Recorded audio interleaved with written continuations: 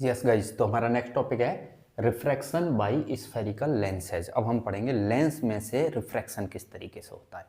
तो हमारे पास दो लेंस हैं, एक है कॉन्वेक्स लेंस और एक है कॉन्केव लेंस।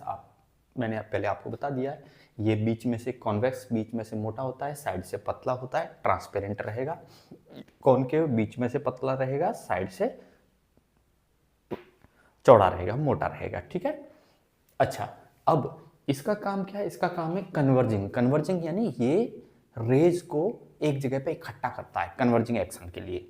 और ये इसका काम क्या है? डाइवर्जिंग। डाइवर्जिंग यानी ये फैला देता है, बिखेर देता है, किरणों को फैला देता है, बिखेर देता है। चलिए अब देखो, इसमें ये कर्व आ रहा है तो इसका कहीं ना कहीं सेंटर होना चाहिए, सेंटर ऑफ कर्वेचर। तो वो सेंटर ऑफ कर्वेचर यहाँ पे है। ठीक है।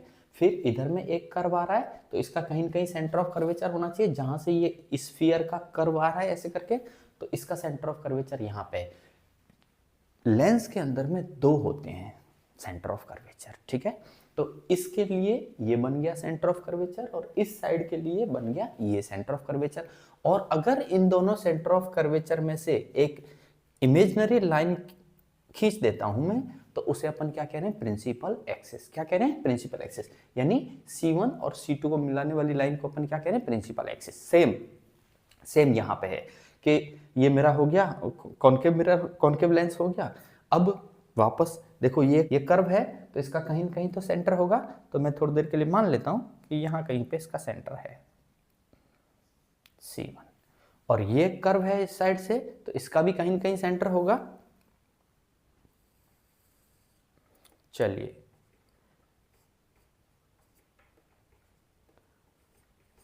मान लेता हूं इसका सेंटर यहाँ पे है, ये हो गया C2। अब वापस C1 और C2 को मिलाते हुए एक लाइन खींची तो ये हमारी क्या हो गई? प्रिंसिपल एक्सिस हो गई। ठीक है ना। अच्छा चलिए, अब क्या होगा? ये जो बीच में इसका एग्जैक्टली जो सेंटर पॉइंट है, इसका भी सेंटर पॉइंट है, इसे अपन कहेंगे यहाँ पे ऑप्टिकल सेंटर। क्या कहते हैं यहाँ पे? Optical centre. लेंस के केस में ऑप्टिकल सेंटर बोलेंगे। ओके, चलो गाइस देख लेते हैं ये क्या हो रहा होता है, यहाँ पे कैसे हो रहा होता है।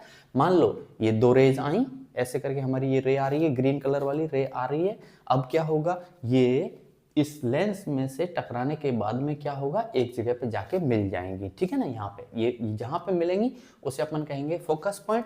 और इस जहां पे मिल रही हैं उसे फोकस तो दो बनेंगे। देखो, अगर रे इधर से आ रही हैं तो वो इधर मिलेंगी, अगर यही रेज इधर से आ रही होती हैं, ऐसे पैरेलल आ रही होती हैं, ऐसे पैरेलल आ रही होती हैं, तो यहां मिलती। चलिए अभी फिलहाल के केस में क्या हो रहा है कि रेज इधर से आ रही हैं और यहां मिल रही हैं, तो इसे अपन कहते हैं प्रिंसिपल फोकस। क्या कहते हैं? Principal focus. ओके, अब इस केस में क्या हो रहा है? कॉन्केव के केस में क्या हो रहा है कि रेज इधर से आ रही हैं, ऐसे इधर से आ रही हैं और यहां से फैल जा रही हैं, दूर जा रही हैं, फैल गई। ओके, अब ये इधर तो कभी मिलेंगी नहीं। चलिए ये इस तरीके से डाइवर्ज होती हैं कि अगर इनको पीछे की तरफ एक्सटेंड करके देखो तो ये कहाँ पे मिलती हुई नजर आएंगी? फोकस पॉइंट पे मिलती हुई नजर आएंगी। और इस पॉइंट को क्या कहेंगे अपन?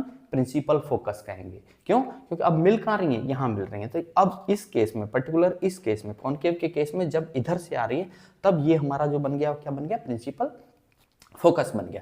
अच्छा, रे इधर से आ रही है तब प्रिंसिपल फोकस इधर। अगर रे इधर से आ रही होती तो प्रिंसिपल फोकस उस वक्त ये बन गया होता। ठीक है कि नहीं है? चलिए अब एक चीज और कि जैसे मैंने बताया कि ये सेंटर ऑफ कर्वेचर है, तो कोई सेंटर ऑफ कर्वेचर को हम 2F1 से भी लिख सकते हैं। ये और दो फोकस पॉइंट हैं हमारे, तो एक को F1 एक को F2 कह दिया। दो सेंटर ऑफ कर्वेचर हैं हमारे, तो एक को C1 एक को C2 कह दिया। अच्छा, कोई C1 C2 लिखता है, कोई किताब ऐसे भी लिखती है कि भाई 2F1 और 2F2। तो हाँ, इसमें कुछ नहीं है, ये सेंटर ऑफ कर्वेचर है और ये फोकस पॉइंट है। तो सेंटर ऑफ कर्वेचर जो है उसके एग्जैक्टली मिड में कहाँ रहता है? फोकस पॉइंट रहता है। तो अगर जितना डिस्टेंस ये है उससे दुगनी डिस्टेंस क्या है? सेंटर ऑफ कर्वेचर की है। तो इसलिए हम यहाँ पे क्या लिख सकते हैं? 2F2 लिख सकते हैं, उसमें कुछ नहीं। अच्छा चलिए, अब एक बात आती है, मजेदार बात जो मैं बता दूं आपको, क्या कि ऑप्टिकल सेंटर से लेके फोकस पॉइंट तक की दूरी जो है उसे अपन क्या कहते हैं? यानी OF1 कह लो, भले OF2 कह लो, ये दोनों को अपन क्या कहेंगे? F, यानी FOCAL, focal, LENGTH, focal length. और फोकल लेंथ को अपन किस दिखाते हैं? स्मॉल f से।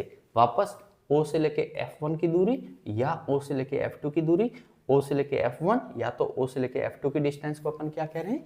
फोकल लेंथ कह रहे हैं। वो हम जानते हैं, स्मॉल f से लिखते हुए आए। चलिए, तो ये था छोटा सा काम हमको समझ में आ गया स्फेरिकल लेंस क्या कर रहे हैं। अब आपने एक चीज़ देखी होगी कि ये जो कॉन्वेक्स है, कॉन्वेक्स लेंस जो है ये मेरे पास है, देखो ये रहा। ये किस लिए इस्तेमाल होता है? मैग्नीफाई करने के लिए, चीज़ को मैग्नीफाई करने के लिए इस्तेमाल होता है। और कुछ बच्चे इसका एक्सपेरिमेंट भी करते हैं, नीचे कागज़ रख लेते हैं और सनलाइट इधर पड़ती है तो वो नीचे में कागज़ रखा हुआ है, वो रे सारी ऊपर से जो आ रही है वो एक जगह पे इकट्ठी हो जाएंगी नीचे कागज़ पे, और वहाँ पे हीट बढ़ जाएगी तो वो कागज़ जल जाएगा। इसका एक एक्सपेरिमेंट की लिंक मेरा एक एक्सपेरिमेंट है, उसकी लिंक मैं डिस्क्रिप्शन में शेयर कर दूंगा, देख सकते हैं आप। अच्छा चलिए, अब एक और इंटरेस्टिंग बात बताता हूँ मैं आपको कि ये जो कॉन्वेक्स लेंस जो है जिस तरीके से काम कर रहा होता है, ठीक उसी तरीके से गाइज हमारा ब्रेन काम कर रहा होता है।